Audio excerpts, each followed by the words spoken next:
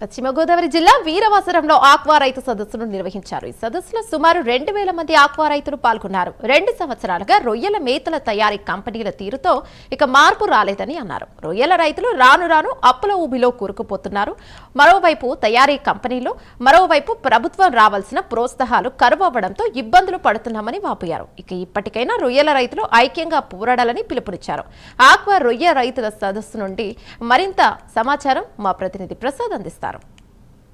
Aqua రైతుకు aqua పంటకు సరైన గిట్టుబాటు లేకపోవడం ఇప్పటికే రాష్ట్ర వ్యాప్తంగా కూడా ఆక్వా రైతులు అయితే ఇప్పుడు ప్రభుత్వానికి అనేక సార్లు ప్రభుత్వం దృష్టిలో తీసుకెళ్లిన పరిస్థితి అయితే ఉంది. అయితే ఆక్వా రైతుల సమస్యలు ఇప్పటికీ పరిష్కారం కాలేని పక్షంలో ఈరోజు ఏదైతే పశ్చిమ గోదావరి జిల్లా వీరవాసరాన్ని అయితే రాష్ట్ర వ్యాప్తంగా ఆక్వా రైతులు సమావేశం ఏర్పడి తమ సమస్యలకు పరిష్కారం దిశగా అయితే అడుగులు వేసే పరిస్థితి ఉంది. ఇదే అంశం మీద మనతో మాట్లాడటానికి రాష్ట్ర స్థాయి ఆక్వా రైతులు ఉన్నారు. వాళ్ళు మాట్లాడించే ప్రయత్నం చేస్తారు. సార్ చెప్పండి, ఈరోజు రాష్ట్ర వ్యాప్తంగా కూడా ఇక్కడ సమావేశం ఏర్పడింది. దీని ముఖ్య ఉద్దేశం ఏంటి? ముఖ్య ఉద్దేశం సిండికేట్ వ్యవస్థ మీద, సిండికేట్ వల్ల రైతులు కానీ, చిన్న ఎక్స్పోర్టర్లు కానీ, చిన్న ఫీడ్ మిల్లు కానీ ఎలా నష్టపోతున్నారు అన్నది మేము చర్చించుకోవడం జరిగింది. దాని మీద మనం భవిష్యత్ కార్యాచరణ ఏం చేయాలన్నది, దానికి పరిష్కారం ఏంటంటే కార్యక్రమాల గురించి మేము మాట్లాడుకోవడం జరిగింది. దీనికి ప్రధానంగా మేము లోకేష్ గారిని అపాయింట్మెంట్ కానీ రైతులు కానీ ఇవ్వగలిగితే మా సమస్యలు ఆయనకి చెప్పుకొని సమస్య పరిష్కారం అవుతుందని కోరుతున్నాం. తర్వాత ఎక్స్పోర్టర్లను కూడా మా రైతులతోటి మేము గ్రౌండ్ లెవెల్లో ఏమి ఇబ్బందులు పడుతున్నాం ఏంటన్నది కూడా ఎక్స్పోర్టర్లు కూడా మా సమస్యలు తెలుసుకొని ఫీడ్ మిల్లులు కూడా మాకు అనుబంధంగా ఉన్నారు కాబట్టి వాళ్ళు కూడా చర్చలకు వస్తే సమస్యకి ఓ పరిష్కారం దొరుకుతుందని మా విశ్వాసం. అంటే ఫస్ట్ టైం ఆంధ్రప్రదేశ్లో కానీ ఇండియాలో కానీ ఎవరైనా సరే రైతులు ప్రభుత్వం మీద కానీ వ్యవస్థల మీద కానీ పోరాటం జరుగుతుంది. కానీ మేము సిండికేట్ వ్యవస్థ మీద పోరాటం చేయవలసిన పరిస్థితి వచ్చింది. ఆ పరిస్థితికి ఎక్స్పోర్టర్లు తీసుకొచ్చారు కాబట్టి మేము ఈ స్థాయి మీటింగ్ ఈరోజు పెట్టుకోవడం జరిగింది. దీన్ని మా పెద్దలు కూడా అందరూ కూడా డెడ్ లైన్ పెట్టాం. ఏప్రిల్ నెలాఖరు లోపు కానీ చర్చలు పరిష్కారం అయిపోతే మే 1 నుంచి మేము దాన్ని భవిష్యత్ కార్యాచరణ పాటిస్తాం. దాన్ని బట్టి తగు నిర్ణయాలు తీసుకుంటాం. అంటే మీరు ఇప్పుడు ప్రభుత్వానికి ఏ విధంగా డిమాండ్ చేసే పరిస్థితి ఉంది ఈ సమావేశం ద్వారా? ప్రభుత్వాన్ని డిమాండ్ చేసేది ఏదైతే ఉందో, మేము రూపాయన్నర విద్యుత్ సబ్సిడీ ఎలక్షన్ హామీలో భాగంగా ఎకరాలతో జోనలతో సంబంధం లేకుండా ఇస్తానన్నారు. అది వెంటనే అమలు చేయాలి. ఒక ట్రేసబిలిటీ పేరు చెప్పే సర్టిఫికేట్ల గురించి ఇంకా ఈ నెల రేపు నెల అన్నట్టు కాకుండా వెంటనే అమలు చేస్తే ఇబ్బంది లేకుండా ఉంటుందని తెలియజేస్తూ, అలాగే ఈ సిండికేట్ వ్యవస్థ క్షేత్రస్థాయిలో మా సమస్యల్ని ఒక చర్చల ద్వారా మాకు ప్రభుత్వానికి విన్నవించుకునే అవకాశం కూడా ఇమ్మని కోరటం జరుగుతుంది. అలాగే మా రైతుల్లో మేము కూడా ఏదైనా దిద్దుబాటు చర్యలు, కంగారు పడే హార్వెస్టులు కానీ సర్టిఫికేట్లు చేసే విధానంలో కానీ మా రైతులు కూడా దిద్దుబాటు చర్యలు, అలాగే క్రాప్ గ్యాప్ అంశం కూడా ఖచ్చితంగా 45 రోజులు క్రాప్ గ్యాప్ చేసి మేము ఇక్కడ ప్రొడక్షన్ ఒకసారి ఓవర్గా రాకుండా కూడా మేము తీర్మానం చేయడం జరిగింది. ఏదైతే ఈ తీర్మానాలు ఉన్నాయో మే 1వ తారీఖు నుంచి మటుకి పరిష్కార మార్గాలు లేకపోతే కనుక ఖచ్చితంగా అమలు చేస్తామని తెలియజేస్తాం. ఏప్రిల్లో అనంతరం మీరు సమావేశం దీని కార్యాచరణ ఏ విధంగా ఉండబోతుందంటే, అంటే ఏదైతే మనం ఇవాళ ఏదైనా సరే ముందు చర్చల ద్వారా పరిష్కరించుకోవాలి.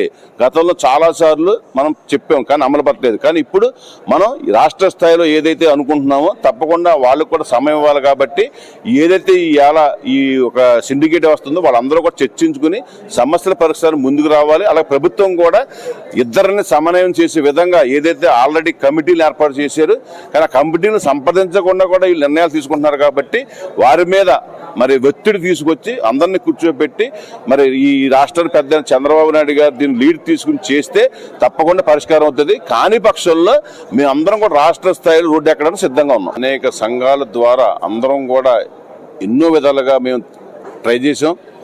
ఎప్పుడు ఆ సమస్యను పరిష్కరిద్దామని చెప్పి దాటుకునే ప్రయత్నం చేశారు తప్ప ఏ రోజుని సమస్య పరిష్కారానికి ముందుకు రాలేదు. ఈరోజు రైతు విసిగెత్తిపోయి రైతు ఈరోజు పడుతున్న బాధల్ని వాళ్ళ ఆక్రోశ రూపంలో ఇలా తెలియజేయడానికి వేలాది మంది తరలి వచ్చారు. వారందరూ ఒకటే చెప్తున్నారు, ఎవరైతే ఈ ప్రాసెసింగ్ ప్లాంట్లు కానీ ఫీడ్ ప్లాంట్లు కానీ హ్యాచరీస్ ఉన్నాయో వారు సిండికేట్గా తయారై ఎలాగైతే మనల్ని పనగదొక్కుతున్నారో మనం కూడా ఏకదాట మీదకి రావాలి. మనం కూడా వాళ్ళని ఎవరైతే ఈ యొక్క కొంతమందే దాంట్లో ఎవరైతే మనల్ని ఇచ్చేస్తున్నారో వాళ్ళ మీద కూడా మనం చర్య తీసుకుని బ్యాన్ చేసే విధంగా చేయాలని చెప్పి ఏదైతే నిర్ణయాలు చెప్పారో దానికి అనుగుణంగా రేపు రాష్ట్ర స్థాయిలో కమిటీ ఏర్పడయ్యి మరి ఇవన్నీ కూడా అమలుపరిచే విధంగా మనం నిర్ణయాలు తీసుకోవడం జరుగుతుంది. అలాగే ఏదైతే గవర్నమెంట్కి ఏదైతే మనకు సబ్సిడీ విషయంలో కానీ అనేక రకాలుగా మనకు చేయవలసిన ఏదైతే హామీ ఇచ్చారో అవన్నీ కూడా అమలుపరిచే విధంగా వారిని కూడా వారి ముఖ్యమంత్రి గారి దృష్టికి తీసుకెళ్లే విధంగా కూడా ఒక కార్యాచరణ రూపొందించుకుంటాం. తప్పకుండా ఇవాళ మీడియా పాత్ర కూడా చాలా విలువైనది.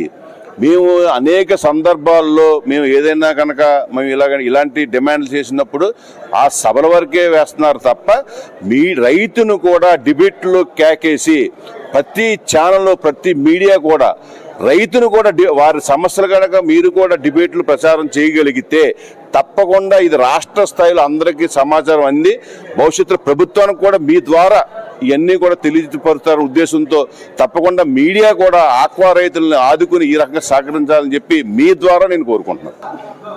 ఇది ఇక్కడ ఉన్న పరిస్థితి. ఏదైతే ఈ రోజు ఈరవాసరాన్ని రాష్ట్ర వ్యాప్తంగా ఆక్వా రైతులతో సదస్సును నిర్వహించి తమ సమస్యలను పరిష్కరించే దిశగా అయితే అడుగులు వేస్తున్నామని చెప్తున్న పరిస్థితి. అది ఏప్రిల్ నెలాఖరు వరకు కూడా కార్యవర్గంగా ఎన్నికయ్యి మే 1 నుంచి తన కార్యాచరణ ఉంటుందని చెప్తున్న పరిస్థితి అయితే ఉంది. ఇది ఇక్కడ ఉన్న పరిస్థితి. కెమెరా పర్సన్తో ప్రసాద్, ప్రైమ్9 న్యూస్, భీమవరం.